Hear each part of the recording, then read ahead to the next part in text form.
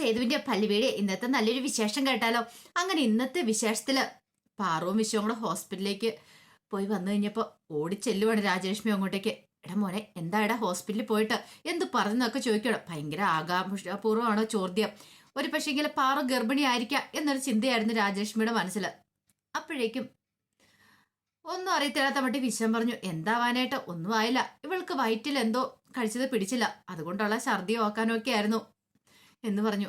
അത് കേട്ട രാജലക്ഷ്മിയുടെ മുഖമൊക്കെ അങ്ങോട്ട് മാറി. അല്ല, അമ്മയുടെ മുഖമൊക്കെ എന്താ പെട്ടെന്ന് മാറിയത്? അമ്മ എന്തൊക്കെയോ പ്രതീക്ഷിച്ചിട്ടുണ്ടായിരുന്നു തോന്നല്ലോ. ഒന്നുമില്ലടാ, ഞാൻ വിചാരിച്ചു. എന്ത് വിചാരിച്ചു? എന്റെ അമ്മേ, അമ്മ ചുമ്മാ ഓരോന്നൊന്നും വിചാരിച്ചു വെക്കേണ്ട കാര്യമൊന്നും ഇല്ലെന്ന് പറയണ. അപ്പോഴേക്കും രാജലക്ഷ്മി ഒന്നും മിണ്ടിയില്ല. ശരി, വരാൻ പറയണ. അങ്ങനെ അതും പറഞ്ഞ് തിരിയണ സമയത്ത് പാറു വിളിച്ചു. അമ്മയെന്നും പറഞ്ഞ് വിളിക്കുകയാണ്. എന്താ മോളെ? അത് പിന്നെ ഈ വിശ്വം ചുമ്മാ കള്ളത്തരം പറഞ്ഞ അമ്മേ. ശരിക്കും ആ ഓക്കാന ഛർദിയൊന്നും വയറ്റിനകത്ത് ഫുഡ് പിടിക്കാത്തോണ്ടായിരുന്നില്ല. പിന്നെയോ? അപ്പോഴേക്കും വിശ്വം പറഞ്ഞു, അമ്മ പ്രതീക്ഷിച്ചു തന്നെയാ.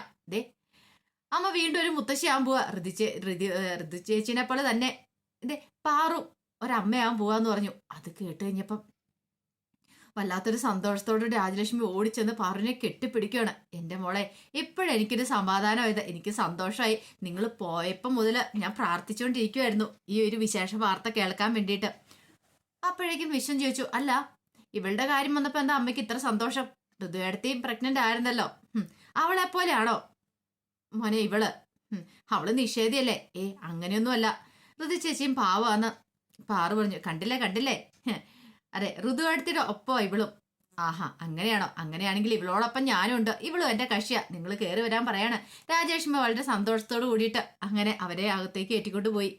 ഇതേ സമയം ലക്ഷ്മിയമ്മ അബോധാവസ്ഥയിലായിരുന്നു. പിന്നീട് ഡോക്ടറും നേഴ്സും കൂടെ അങ്ങോട്ട് വന്നു കഴിഞ്ഞപ്പോഴത്തേനും ലക്ഷ്മിയമ്മ അസ്പഷ്ടമായിട്ട് എന്തോ പറയുന്നു. അങ്ങനെ പതുക്കെ അവർ ശ്രദ്ധിച്ചു കഴിഞ്ഞപ്പോഴാണ് മയൂരി മോളെന്നൊക്കെ ഇങ്ങനെ പറയുന്ന കേട്ടെ. ആ സമയം ഡോക്ടർക്ക് ഒരു കാര്യം മനസ്സിലായി. മോളാണ് മയൂരി, അവളെ കാണാൻ അബോധാവസ്ഥയിലും ആഗ്രഹിക്കുന്നുണ്ടെന്ന്. ഈ സമയത്ത് സേതുവും പല്ലവിയും പുറത്തുണ്ട്. സേതുവിനോടും പല്ലവിയോടും മൂർത്തി കാര്യങ്ങളൊക്കെ പറഞ്ഞുകൊണ്ടിരിക്കുകയാണ്. മൂർത്തി പറഞ്ഞു, മയൂരിയുടെ കല്യാണം വിവാഹം മുടങ്ങി. പക്ഷേ വിവാഹം മുടങ്ങിയത് മാത്രമല്ല, സേതുവിനെ കുറിച്ചുള്ള കാര്യങ്ങളൊക്കെ അവരറിയുകയും ചെയ്തു. ഞാൻ ആ വരന്റെ വീട്ടുകാരുമായിട്ട് ബന്ധപ്പെട്ടിരുന്നു. പക്ഷെ അവരാരും സത്യങ്ങളും തുറന്നു പറയാൻ കൂട്ടാക്കിയില്ല. പിന്നെ അന്ന് ആ വണ്ടിയിലുണ്ടായിരുന്ന ഒരു സ്ത്രീ എന്നോട് ഒരു കാര്യം പറഞ്ഞു. കാരണം താടി വെച്ച ഒരു മുണ്ടും ഷർട്ടും ഒക്കെ ഇട്ട് ഒരു പുരുഷനാണ് ഈ കാര്യങ്ങളൊക്കെ വിളിച്ചു പറഞ്ഞതെന്ന്. അതാരെന്ന് ഇതിലായിട്ട് മനസ്സിലായിട്ടില്ല, അതാരെന്ന് കണ്ടെത്തണം. അപ്പോഴേക്കും സേതു പറഞ്ഞു, അതാരായിരിക്കും, അതിനെക്കുറിച്ചൊന്നും അറിയില്ല എന്ന് പറയണം. അപ്പോഴേക്കും പല്ലവി പറഞ്ഞു, ഇനിയിപ്പോൾ ആരാണെങ്കിലും എന്താ, ഒരിക്കലും അങ്ങനെ ചെയ്യാൻ പാടുണ്ടായിരുന്നോ? ലക്ഷ്മിയമ്മയെ വീട്ടിൽ നിന്ന് ഇറക്കി വിടാൻ പാടുണ്ടായിരുന്നോ? ഇത്രയും വർഷക്കാലം അവിടെ ജീവിച്ചല്ലേ, ഒരു ദയയില്ലാതെ അയാൾ ഇറക്കി വിട്ടില്ലെന്ന് ചോദിക്കാം. അതെ, അതങ്ങനെയൊക്കെ ആയിരിക്കും അവിടെ. കാരണം വേണു എന്ന് പറയുന്നുണ്ടല്ലോ, അയാൾ പറയുന്ന കാര്യങ്ങൾ അവിടെ നടപ്പാവുള്ളൂ, ബാക്കി ആരുടെ ബാക്കിന് അങ്ങനെ വിലയൊന്നും ഇല്ല എന്ന് പറഞ്ഞു. അങ്ങനെ സംസാരിക്കുന്ന സമയത്ത് ഡോക്ടർ അങ്ങോട്ടേക്ക് ഇറങ്ങി വന്നു. ഡോക്ടർ വന്നിട്ട് ചോദിച്ചു, അല്ല ആരാ ഈ മയൂരി എന്ന് ചോദിക്കുകയാണ്. അപ്പോഴേക്കും പറഞ്ഞു, അത് മോളാ ഡോക്ടറെ, ലക്ഷ്മി അമ്മയുടെ മോളാന്ന് പറയണ. ആണോ? അന്ന് എത്രയും പെട്ടെന്ന് ആ കുട്ടി ഇങ്ങോട്ട് കൂട്ടിക്കൊണ്ട് വരണമെന്ന് പറയണം. അപ്പോഴേക്കും പല്ലവി ചോദിച്ചു, എങ്ങനെയുണ്ട് ഡോക്ടറെ ഇപ്പം ലക്ഷ്മി അമ്മയ്ക്ക്? ട്രാൻസ്ഫ്യൂഷനൊക്കെ കുഴപ്പമില്ലാതെ നടന്നു, പക്ഷെ ഇപ്പോഴും അബോധാവസ്ഥയിൽ ആള് തന്നെ. ഇങ്ങനെയുള്ള സാഹചര്യത്തിൽ ഞങ്ങൾ ചില ടെക്നിക്സുകളൊക്കെ ഡോക്ടേഴ്സ് പ്രയോഗിക്കാറുണ്ട്. അവർക്ക് ഇഷ്ടപ്പെട്ട ആൾക്കാരെ കൊണ്ട് വിളിപ്പിക്കുക. ഇവിടെ മയൂരിയെ കാണണമെന്ന് അവർ ആഗ്രഹിക്കുന്നത്. അങ്ങനെയാണെങ്കിൽ എത്രയും പെട്ടെന്ന് അവരെ ഇവിടെ എത്തിച്ചാൽ മതിയാവുള്ളൂ എന്ന് പറഞ്ഞു. അത് പറഞ്ഞ് ഡോക്ടർ അങ്ങോട്ടേക്ക് പോയി. അപ്പോഴേക്കും മൂർത്തി പറഞ്ഞു, അതൊരിക്കലും നടക്കുന്ന കാര്യമല്ല സേതു. അതെന്താ? ഞാൻ അവിടെ പോയി അവരുടെ കയ്യെ കാലെ പിടിച്ച വേണു സമ്മതിച്ചില്ല, മയൂരിയെ വിടാനും പോകുന്നില്ല. ഇനിയിപ്പോ എന്ത് ചെയ്യും? അപ്പോഴേക്ക് സേതു പറഞ്ഞു, അതെന്ത് ചെയ്യണമെന്ന് എനിക്കറിയാം, ഞാൻ പോയിക്കോളാന്ന് പറയണ. സേതുവിന് പോവാനൊന്ന് പല്ലവിച്ചു. അതെ, ഞാനല്ലോ അയാളെ ഒന്ന് കാണാൻ വേണ്ടിയിട്ടിരിക്കുക, ഈ വേണു എന്ന് പറയുന്ന അയാളെ.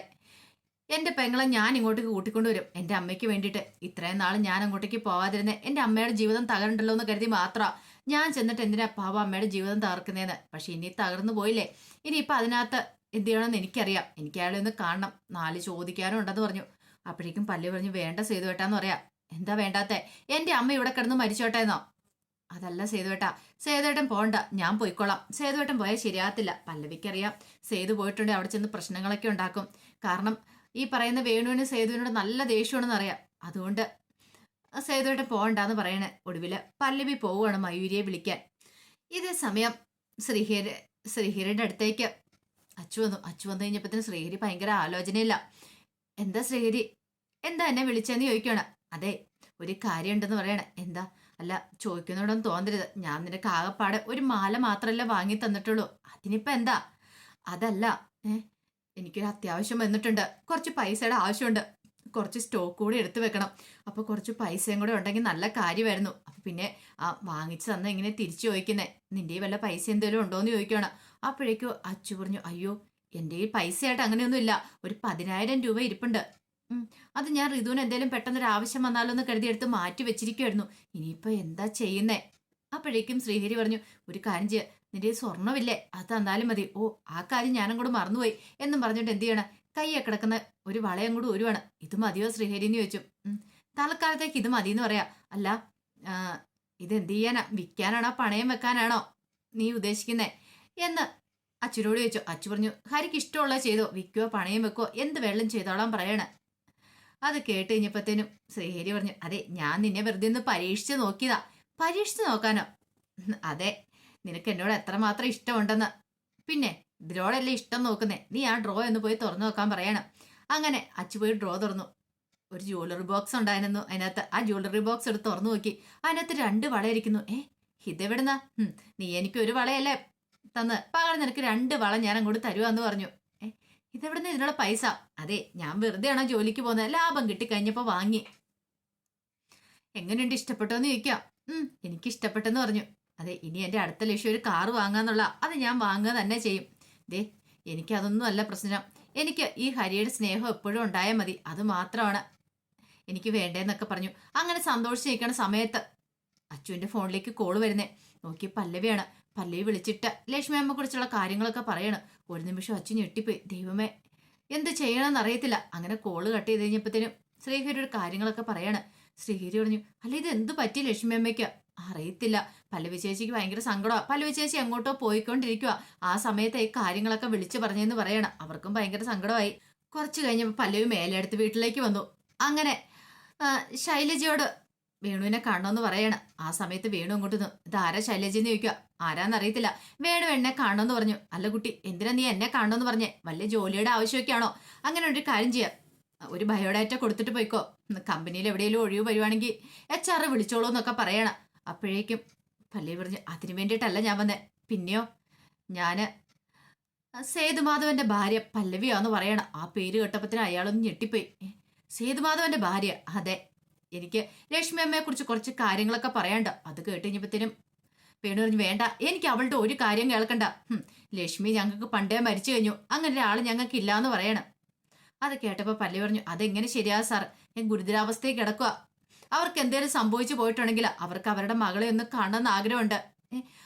അവളെ കൊണ്ടുപോയാൽ മതി അവളെന്ന് പറയണം. നടക്കില്ല, നടക്കില്ല എന്ന് പറഞ്ഞാൽ നടക്കില്ല. ഇവിടെ നിന്ന് വെറുതെ സമയം കളയണ്ട. പിന്നീട് ശൈലജയോട് പറഞ്ഞു, ദേ ഇവര് പുറത്തേക്ക് ഇറങ്ങിക്കുമ്പോൾ ആ ഗേറ്റ് അടിച്ച് കുറ്റിയിട്ടേക്കാൻ പറയണം. അങ്ങനെ തിരിഞ്ഞു നടക്കാൻ തുടങ്ങിയ സമയത്ത് പല്ലവി വേണുവിനെ വിളിച്ചു. സാർ അവിടെ ഒന്ന് നിൽക്കാൻ പറയണം. സാറ് ഭീരുവാണ്. ഭീരുവോ? അതെ, സാറിന് പേടിയാണ്. സാറിന് ഇത്തിരി എങ്ങനെ ധൈര്യം പോലും ഇല്ല. സാറിന്റെ പേടി സമൂഹം അറിഞ്ഞിട്ടുണ്ട് എന്താവും. അങ്ങനെയൊക്കെ സാറിന് ഭയങ്കര ഭയമാണ്. അതാണ് സാറിപ്പോ ഇങ്ങനെ ലക്ഷ്മിയമ്മയോട് കാണിച്ചത്. അല്ലെങ്കിൽ ലക്ഷ്മിയമ്മനെ ഒരിക്കലും ഈ വീട്ടിൽ നിന്ന് ഇറക്കി വിടില്ലായിരുന്നു. ഇത്രയും കാലം സാറിന്റെ ഭാര്യയായിട്ട് കഴിഞ്ഞല്ലേ. എന്റെ മാത്രമല്ലല്ലോ, അവള് പലരുടെയും ഭാര്യയായിരുന്നല്ലോ. സാറേ, സാറിന് പല കാര്യങ്ങളും ചങ്കിത്തൊട്ട് പറയാൻ പറ്റുമോ? ഒരിക്കലും ഇല്ല. പക്ഷേങ്കില് ലക്ഷ്മി അമ്മ പ്രസവിച്ചൊരു മകളുണ്ട് ഇവിടെ, മയൂരി. അവളെ എനിക്ക് കൊണ്ടോണം, കൊണ്ടേ മതിയാവുള്ളൂ. നടക്കില്ല എന്നല്ലേ പറഞ്ഞെന്ന് ചോദിക്കുക. പല്ലവി വിട്ടുകൊടുക്കാൻ ഉദ്ദേശിച്ചില്ല. പല്ലവി അവിടെ നിന്ന് മയൂരിയെ വിളിക്കുകയാണ്. മയൂരി എന്ന് വിളിച്ചു. നിങ്ങൾ എന്താ കാണിക്കണം ചോദിച്ചോണ്ട് ശൈലജ അതുപോലെ തന്നെ വേണു എതിർത്തു. പക്ഷെ പല്ലവി വിട്ടില്ല. മയൂരി ഇറങ്ങി വരാൻ പറയണം. അപ്പോഴേക്കും മയൂരി ഇറങ്ങി വന്നു. മയൂരി വന്നു കഴിഞ്ഞപ്പോഴത്തേനും വേണു പറഞ്ഞു, കേറിപ്പൊടി അകത്തെന്ന് പറയണം. ആ സമയം പല്ലവി പറഞ്ഞു, പോവല്ലേ, ഞാൻ ആരാന്ന് മനസ്സിലായോ? ഞാൻ സേതുമാധവന്റെ ഭാര്യ പല്ലവിയാണ്. അതെ, ലക്ഷ്മിയമ്മ ഗുരുതരാവസ്ഥയിൽ കിടക്കുക. ലക്ഷ്മിയമ്മയ്ക്ക് മയൂരിയെ കാണണമെന്ന ആഗ്രഹമുണ്ട്. ഒരു പക്ഷെ നാളെ എന്തെങ്കിലും സംഭവിച്ചു പോയിട്ടുണ്ടെങ്കിൽ അതുകൊണ്ട് മയൂരി എൻ്റെ കൂടെ വരണമെന്ന് പറയണം. അത് കേട്ട് കഴിഞ്ഞപ്പം വേണു പറഞ്ഞു, നിന്നോട് കയറിപ്പോവാനാ പറഞ്ഞേ.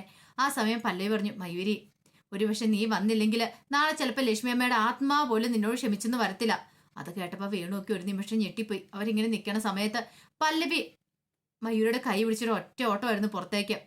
അപ്പോഴേക്കും പിന്നാലെ അവർ വന്നു. അപ്പൊ കഥക് പല്ലവിയും മയൂരിയും കൂടി ചേർത്ത് അടയ്ക്കാൻ ശ്രമിച്ചു. പക്ഷെ അവര് തടയുവാണ്.